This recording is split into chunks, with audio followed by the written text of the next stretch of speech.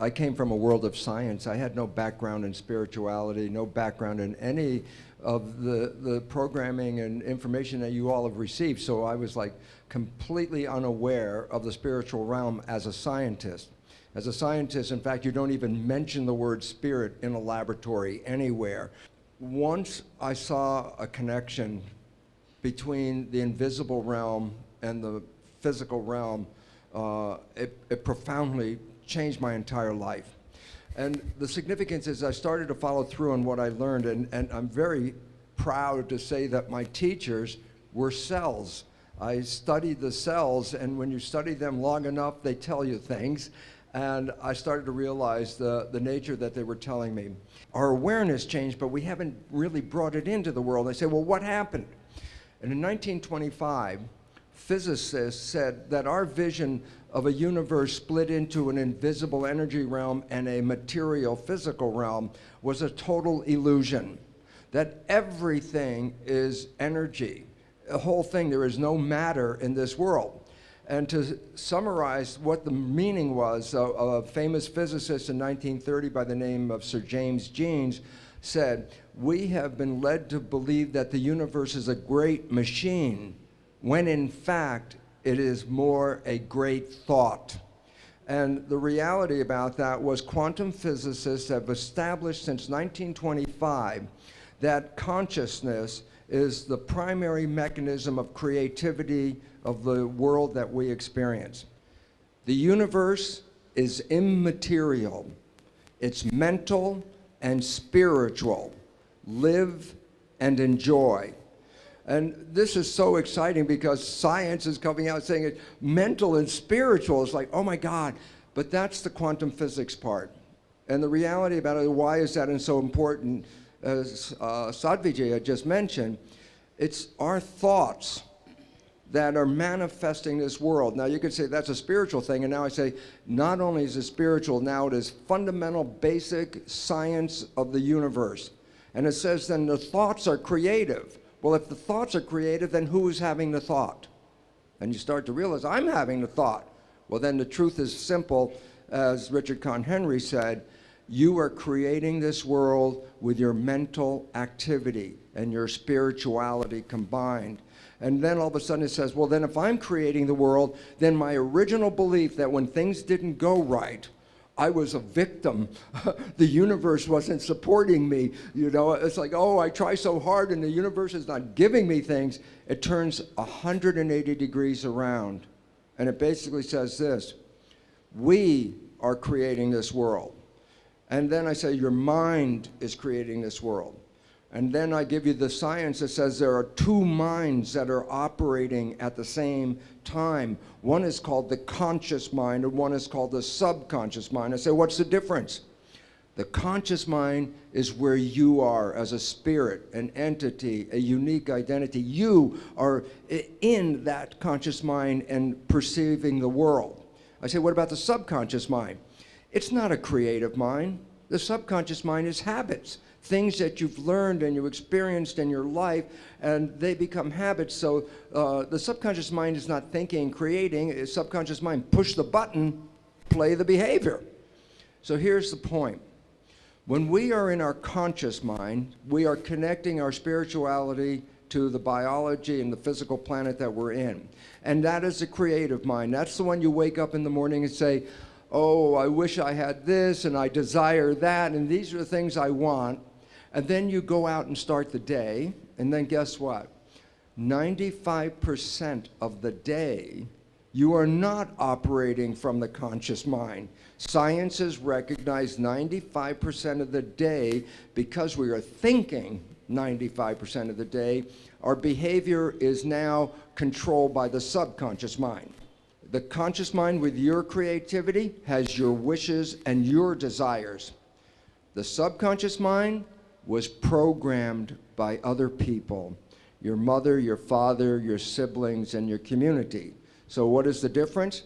You wake up with a wish and a desire of what you want, and then the rest of the day, you play the programs that you got from other people that don't answer your wishes and don't support your desires, and all you see is the consequence of it and go, oh my God, why is it not working? And the answer is because you don't see, because remember the name is subconscious, below conscious. So when that behavior is playing, psychologists will tell us 70% or more of the programs in the subconscious are disempowering, self-sabotaging, and limiting behaviors. So the simple reality is this: we have great wishes and desires, and yet our life is not controlled by that.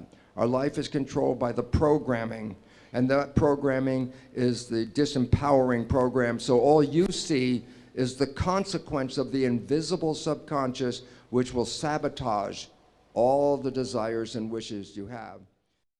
When we look at our lives, and I tell you that 95% of your life is coming from the subconscious program. This is not, it's new on a scientific awareness of how this mechanism works. But what's interesting is for 400 years, the knowledge that you could program somebody and control their lives has been available.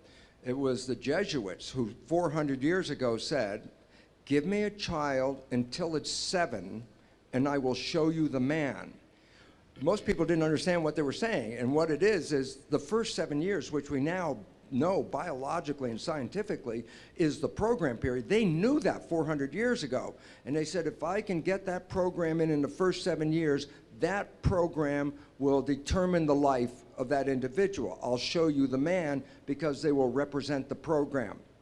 Now, the really important part is, since every one of us has been programmed, the big issue is, so what were those programs? Because if I ask you, so what program did you get when you were 1 year old? I have no idea. I wasn't really there. In fact, you were actually being programmed even before you were born, the last trimester of pregnancy. The fact is this: you are playing the program 95% of the day, meaning your life is a printout of your program. So you don't have to go back in time to review. That would just actually irritate the system more, because every time you review those things that unsettled you when you were younger, it just reinforces that same pain that you had earlier. So going back and finding out who did what to who is more than just a waste of time. It actually will set you back. Don't go back and blame all the people that did this and that and that and that. That's irrelevant. Who they are is irrelevant. What's relevant is, what program did you walk away with? Not who did the event, but what you learned. So everything in your life that you like and it comes to you is because you have a program to support that. That's wonderful. That means that's great. It's going to come to you because that program is bringing it to you. But in contrast, this is the one that's important. Anything you work hard to accomplish, anything you struggle over to make it happen, anything you put a lot of effort in, I want this, I'm going to work like crazy, I'm going to get this. My first question is, why are you working so hard? And the answer is very simple. Anything you're struggling to try to accomplish, whether it's health or love, relationships, whatever it is, if you're struggling, it represents a simple fact. Your subconscious programming doesn't support that conclusion. So the fact is, what are my programs? Look at your struggle. And wherever you're struggling, the struggle is not because the universe won't provide for you. The struggle is an internal job. The struggle is you're trying to overcome previous programming that prevents you to go to that destination. You don't have to review your life. You can look right now. At this one moment, just look in your head and say, what are the things that I keep trying to get, and they seem to be elusive. I can't get them. They're always out of reach. I say, the universe is not holding back. It's your own invisible subconscious behavior. And once you understand where the issues are and you start to really focus on the point that it's not the universe that's providing the trouble, it's myself, you have the first inclination, the first idea, the first understanding of how to change your life, because now you know exactly what issue is confronting you. And again, if you understand it's an internal issue, then you, and this is the most important part, otherwise this would be the worst seminar you ever heard.